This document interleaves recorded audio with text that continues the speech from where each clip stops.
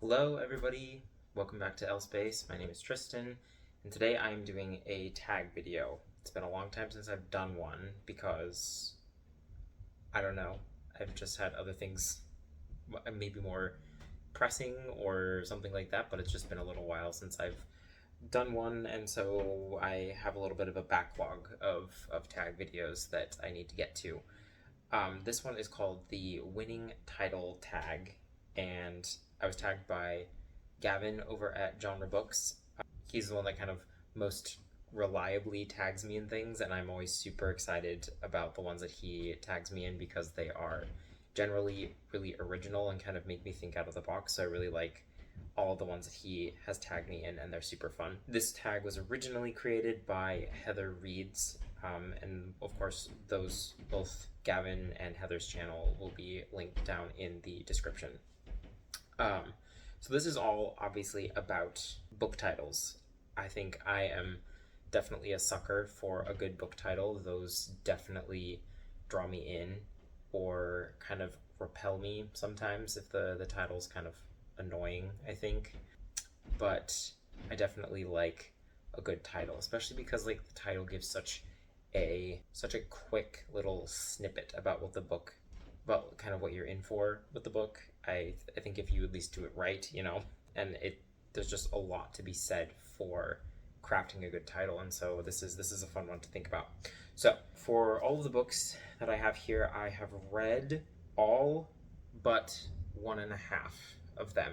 So know that if it is in the pile of books that I have here, it is one that I can safely throw my recommendation behind, or at the very least one that I'm planning on reading and have heard really good things about. So I probably won't go into too much detail about what each individual book is about, so if you are interested in looking at those, I've talked about most of these other books in other videos. I know this is super unhelpful. Maybe I'll do a link to talk about like which video, or like a link to which video I talk about each book. So anyway, moving along, let's get to the tag. It's basically just like one question with several different endings to it. So it's, have you ever bought a book because it had, and then the first one is a funny title. And yes, as a matter of fact, I have done so. The first one being Jay's Gay Agenda by Jason June.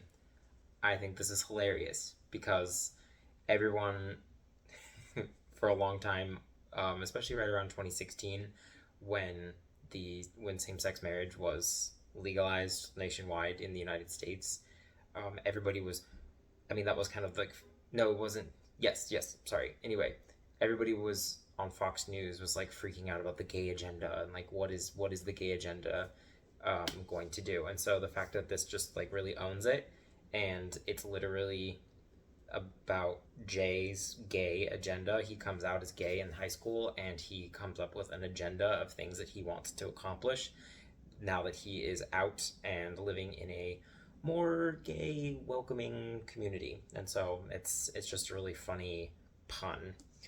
And I obviously really love this book. Jason June is a fantastic author. The next one is, have you ever bought a book that has a shocking title, or because it has a shocking title? And I would say yes, and that would be My Government Means to Kill Me by Rashid Newson. And obviously it's quite shocking when you just blatantly say that your government means to kill you. This is a fantastic book about the black gay experience in New York City during the AIDS epidemic / pandemic. So and yeah, this is very much all about how the government meant to kill a lot of the gays, and definitely the black gays during that time. So super good book. Don't let the title put you off on that one either. It's actually a lot. It's a lot more. It's more than just doom and gloom. So okay, so the next one is, have you ever bought a book that had a title that sounded like a line of poetry? And of course, actually a lot of books take their titles from poetry, like a lot of E.M. Forster's novels do. So like Where Angels Fear to Tread, I think, is on here. That's not the one I'm choosing, but that is literally a line of poetry from somebody. But I think The Last Watch of the Night sounds like a line of poetry. It sounds very much like the ending line of a poem. And I don't know. I really like the title. I think that part of the reason why I was drawn to this one in particular, Monet's got, I think, two other nonfiction collections that I have yet to read. I've read Borrowed Time, an AIDS memoir by him, and then there's this one, and I think like Half a Man or something like that. It's his other. It's another memoir book, but this is more of a collection of essays. And I think he's got maybe one more. I'm not sure, but this one in particular, I really like the title, and it does indeed sound like a line of poetry. So next is, have you ever bought a book that made you ask a question? And of course, I think This Is How You Lose the Time War by Amal El-Motar and Max Gladstone is definitely one that makes you ask a question, because this is how you lose the time war. Okay, well, but how is that? And I sincerely love this book. I think that this is easily one of the best sci-fi books I've probably ever read. And there's quite a few, it's an epistolary novel, and there's quite a few moments in here that I return to every so often, just because they're very charming and very comforting to read, and I love this book. So yeah, This Is How You Lose the Time War. Read it to find out how they did. So number 5, I haven't been giving you the numbers, but next is number 5, if you want to backtrack from there, is, have you ever bought a book because it had a title which made you ask, nope, that's the one I just did. Have you ever bought a book because it had a heartwarming or homely or maybe homey title? And I think A Hatful of Sky by Terry Pratchett fits the bill for me for this one. I was very determined not to just fill my list with Terry Pratchett books. I definitely could have, because his books the titles are just phenomenal.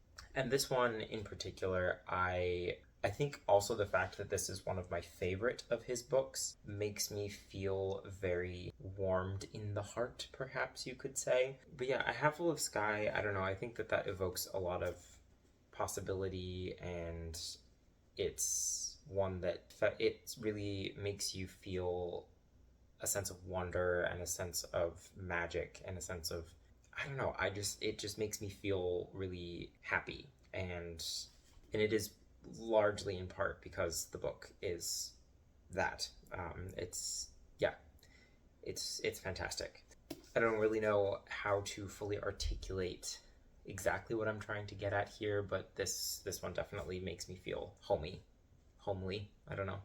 But yeah, A Hatful of Sky by Terry Pratchett. But yeah, his books, you definitely could get funny title, shocking title, title that sounded like a line of poetry. Definitely a title that made me ask a question. Like all of these you could easily get from Terry Pratchett. And incidentally, I am going to have the next one be a Terry Pratchett book, and that is, have you ever bought a book because it had a title with an unusual combination of words? And I am choosing Equal Rights. I don't really know why I was so determined to choose this book for this particular prompt. But I think that because it's also a bit of a pun, it makes the unusual combination of words work, because this is all about the sort of gendered situation of wizards and witches. Wizards are only men, witches are only women, and so this is all about equalizing sort of the magical world in the Discworld. I think it's funny because it's right, as in RITE, magical rights, etc. I think it's an unusual combination of words and a fantastic pun. Gotta love all of Terry Pratchett's puns. Okay, so number 7 is, have you ever bought a book because it had a fantastic or magical title? And yes, that is almost precisely why I purchased Ship of Magic by Robin Hobb. I'm a huge nautical person. I love pirates, I love seafaring, I love all of that, the Age of Exploration, and obviously a fantasy book set on the high seas just called to me, and the fact that it literally is Ship of Magic, I think fits this particular prompt quite well. And this is one of the ones that I have not read yet, but I am very keen to get to this one because I've also heard good things. I know that as far as Robin Hobb goes, this is one that this is like a good start to her overall world. You can do like, what is it, Assassin's Apprentice, but some people say that this is kind of a better one. So at least like it's one to start if you don't necessarily have the intention of reading all of Robin Hobb's books. This is a good little starter trilogy, and if you like it, there's more. If you don't like it, you can just read this trilogy and be done, or just read this book and be done. So that's what I'm doing. And the last one is, have you ever bought a book because it had a title which is a contradiction or describes the impossible? And I think this could also apply to the title with an unusual combination of words, and that is The Wondrous and Tragic Life of Ivan and Ivana. And I think that this is a little bit of a contradiction, but at the same time, you know, a life can be wondrous and tragic at the same time. That's part of what drew me in. I think there was the bookstore that I went to in Amherst, Massachusetts, which was where I went to get my master's degree at University of Massachusetts. There were quite a few Maryse Condé books in translation at the bookstore, and this is the one that I decided to pick up. I was drawn to it initially by its title, but also I've read the synopsis a couple times. Basically, one of Ivan and Ivana are twins. They have kind of like a weirdly close relationship that like maybe borders on romance possibly. They can't live without each other. One of them becomes a police officer, and then the other one becomes sort of a radical revolutionary, and it's all about how they clash and attempt to exist together. So obviously, Wondrous and Tragic Life is a pretty interesting contradiction that evokes a lot of really interesting possibilities for what happens in this book. So that is this one by Maryse Condé, fantastic Guadeloupean author, and also one that you could definitely read for Women in Translation Month. So that is it for the winning title tag. I will tag the people down below for who I am tagging to do this tag.